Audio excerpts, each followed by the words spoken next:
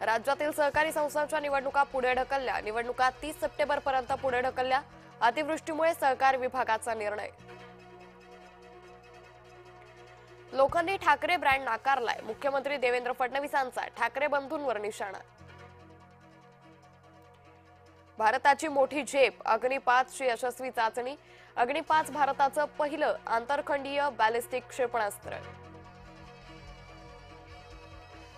लोकसभेत राजकारणाचे गुन्हेगारीकरण राखण्यासाठी विधेयक सादर करताना गदारोळ। गृहमंत्री अमित शहांवर भिरकावले कागद। ठाण्यात ठाकरे गटाला गळती कायम। केडीएमसीच्या 3 नगरसेवकांनी केला शिवसेनेत प्रवेश। पालघरजवळ 3 बोटी बुडाल्या। गुजरातच्या अमरेली, जाफराबाद आणि सोमनाथ जवळ घडली दुर्घटना।